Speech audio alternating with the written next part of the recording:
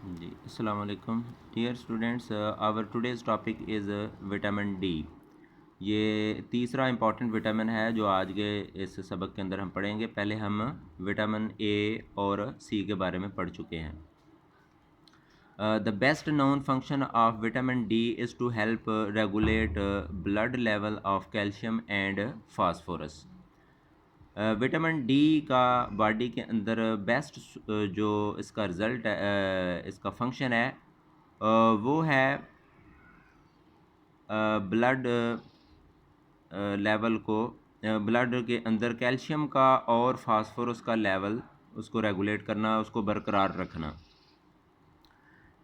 ये दोनों mineral normal body function और ग्रोथ के लिए बहुत ज़रूरी है। Vitamin D increase the absorption of these minerals from intestine into their and their deposition in bones। Blood से बोन के अंदर एब्जॉर्प्शन इन दोनों मिनरल्स की ये विटामिन डी की मौजूदगी के अंदर होते हैं।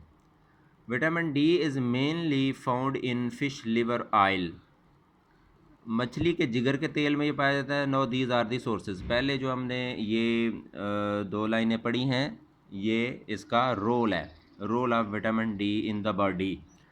नेक्स्ट आ जाएगा इसका what are the sources. Vitamin D is mainly found in fish liver oil, milk, ghee and butter. दूध के अंदर, घी के अंदर, घी और ऑयल दोनों are the good source of vitamin D, and butter और मक्खन के अंदर। It is also synthesised by the skin when ultraviolet radiations from the sun are used to convert a compound into vitamin D. जब हम skin को धूप में expose करते हैं, धूप पड़ती है स्किन हमारे जिल्द के ऊपर, तो उससे अल्ट्रावायलेट रेडिएशन एक कंपाउंड से विटामिन डी भी बनाते हैं। बॉडी के अंदर विटामिन डी ज़ाते खुद भी बनता है।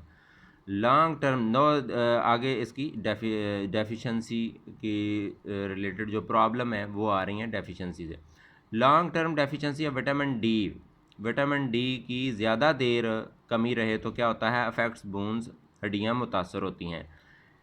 चूँकि कैल्शियम को हड्डियों के अंदर एब्जॉर्प्शन करवाता है ये, इसलिए इसकी कमी की वजह से कैल्शियम की हड्डियों के अंदर एब्जॉर्प्शन कम होती है। इन चिल्ड्रन, बच्चों के अंदर vitamin D deficiency leads to rickets. Vitamin D की कमी की वजह से रिकट की बीमारी हो जाती है बच्चों में। और ये रिकट क्या कंडीशन है, आगे बता रहा है, ए कंडीशन इन विच, इस रिकट के अंदर क्या होता है बच्चों में, बोन्स वीकन, हड्डियाँ कमज़ोर होती हैं, एंड बो अंडर प्रेशर, और जब उनके ऊपर कोई बोझ पड़े, प्रेशर पड़े, तो वो टेढ़ी हो जाती हैं, झुक जाती हैं एक तरफ। इन एडल्ट्स, और बड़ों के अंदर क्या होता है, विटामिन डी डेफिशिएंसी काज ऑस्टियोमलेशिया।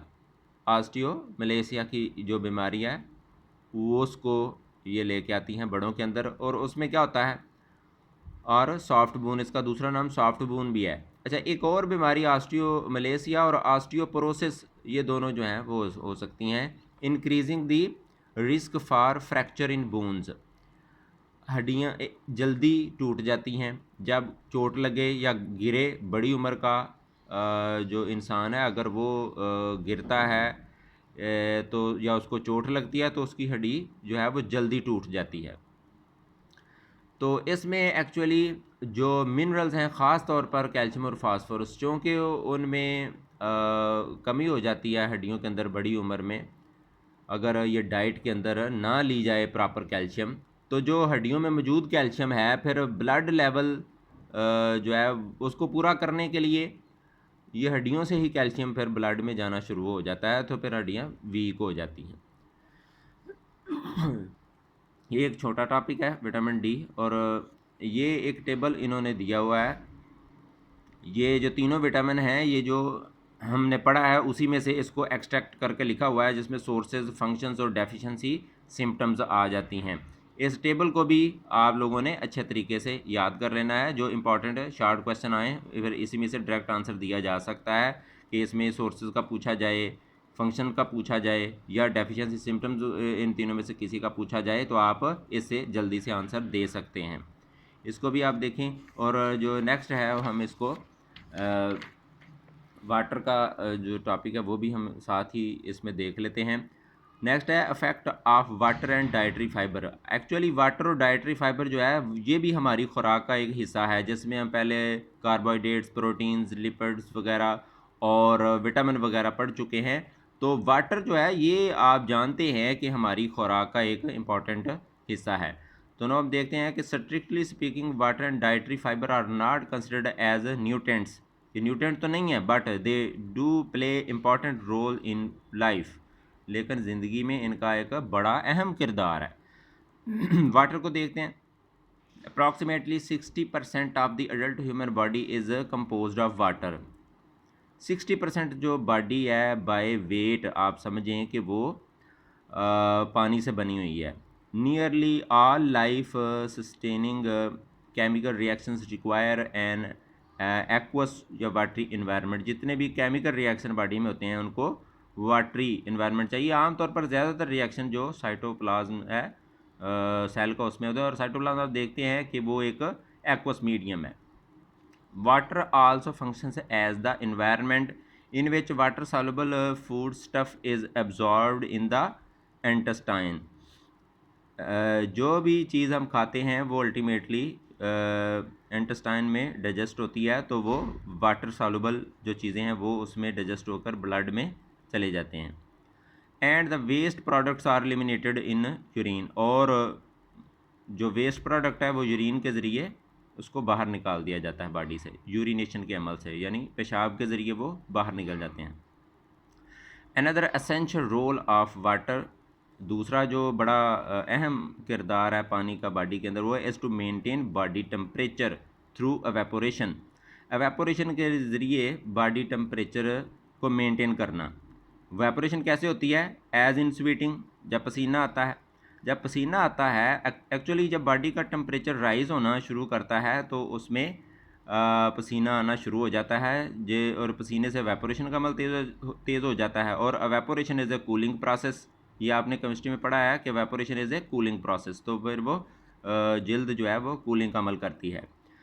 अब सीवियर डिहाइड्रेशन, शदीद पानी कमी में क्या होता है? May result in cardiovascular problems, दिल की मुख्तलिफ़ किस्म की बीमारियां जन्म लेती हैं।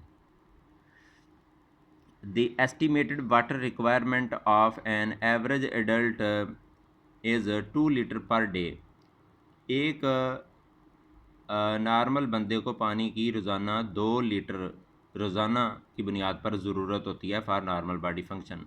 Important sources of the daily water intake are, जो डेली हम जिन चीज़ों से पानी हमारी बॉडी हासिल करती है उनमें क्या है? आर दी नेचुरल वाटर, जो आम पानी हम पीते हैं, मिल्क दूध पीते हैं, जूसी फ्रूट्स, जूसी फ्रूट खाते हैं, उनके अंदर भी जो है वो पानी मौजूद होता है काफ़ी है। ये कोकम्बर खाते हैं हम, वाटरमेलन आजकल आ रहा है वो हम लेंगे तो वो आम तौर पर 97-98% तक उसमें वाटर ही होता है। एंड वेजिटेबल्स और सब्जियों में।